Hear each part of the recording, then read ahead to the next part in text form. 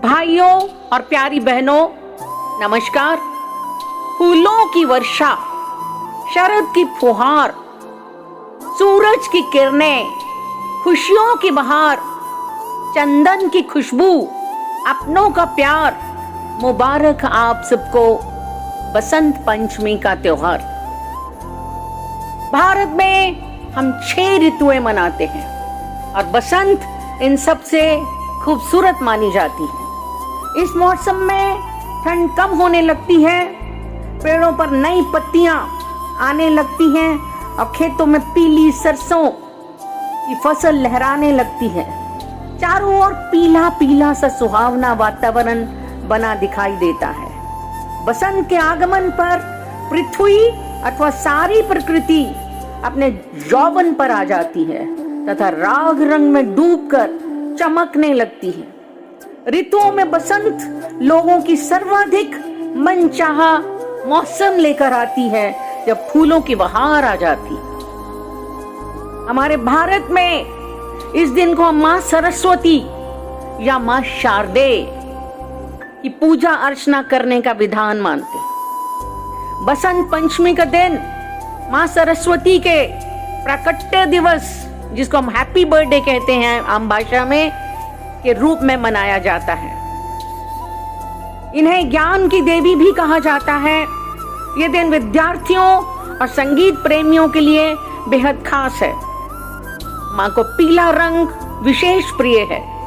पूजा के बाद माँ को पीले रंग की चीजें अर्पित की जाती हैं। यहाँ तक कि माँ के भक्त इस दिन पीले रंग के वस्त्र पहनते हैं। माँ को पीले रंग के चावलों का भोग लगाया जाता है। पीला रंग दरअसल में सादगी और सात्विकता तथा समृद्धि, ऊर्जा, प्रकाश और आशीर्वाद का प्रतीक है।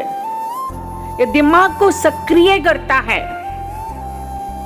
उत्साह को बढ़ाता है, साथ ही नकारात्मकता को दूर करता है। उपनिषद की कथा के अनुसार सृष्टि के प्रारंभिक काल में भगवान शिव की आज्ञा से ब्रह्मा जी ने जीवों, खास तौर पर मनुष्य की रचना की, लेकिन इस सृजन से वो संतुष्ट नहीं हुए। उन्हें लगता था कि कुछ कमी रह गई है, जिस कारण चारों ओर मौन छाया हुआ है। तब ब्रह्मा जी ने इस समस्या के निराकरण के लिए अपने कमंडल से जल हथेली में लेकर संकल्प स्वरूप उसे छिड़ककर भगवान विष्णु की स्तुति आरंभ की। वे तत्काल ही ब्रह्मा जी के सम्मुख प्रकट हो गए और उनकी समस्या जानकर आदि शक्ति माँ दुर्गा का आवाहन किया। भगवती दुर्गा जी वहां प्रकट हो गईं। अब ब्रह्मा जी एवं विष्णु जी की बातें सुनने के बाद उसी क्षण आदि शक्ति दुर्गा माता के शरीर से एक श्वेत रंग की भारी तेज उत्पन्न हुआ, जो एक दिव्य देवी के रूप में परिवर्तित हो गया। यह सब रूप एक चतुर्भुजी सुंदर देवी का था, जिनके एक हाथ में वीणा, दूसरे हाथ में वज्र मुद्रा और अन्य हाथों में पुस्तक और माला थी। उस स्वरूप ने वीणा का मधुर नाद किया, जिससे संसार के समस्त जीव जंतुओं को वाणी प्राप्त हो गई और जलधारा में हलचल व्याप्त हो गई। वातावरण में प्राण वायु का संचार हो गया। तभी देवताओं ने शब्द और रस का संचार देने वाली उस देवी की वाणी की अधिष्ठात्री देवी सरस्वती कहा। ऋग्वेद के अनुसार ये परम चेतना है। सरस्वती के रूप में ये हमारी बुद्धि, प्रज्ञा तथा मनोवृत्तियों की संरक्षिका है। हमने जो आचार और मेधा है, उसका आचार भगवती सरस्वती ही है। इनकी समृद्धि और स्वरूप का वैभव अद्भुत है। ये महान विभूतियों का समृद्धि पर्व भी है। बसंत पंचमी के दिन ही पृथ्वीराज चौहान ने मोहम्मद गौरी को मौत के घाट उतार दिया था। और किस तरह वध किया, ये घटना भी बड़ी दिलचस्प है। वास्तव में पृथ्वीराज ने युद्ध में 16 बार मोहम्मद गौरी को पराजित किया और हर बार उदारता दिखाते हुए ने माफ कर दिया, लेकिन 17वीं बार हुए युद्ध में गौरी ने पृथ्वीराज चौहान को बंदी बना लिया और अपने साथ अफगानिस्तान ले गए। वहां उसने पृथ्वीराज चौहान की आंखें निकाल दी, लेकिन उन्हें मरने से पहले उनका शब्द भेदी बाण चलाने की उनकी कला का कमाल देखना चाहता था।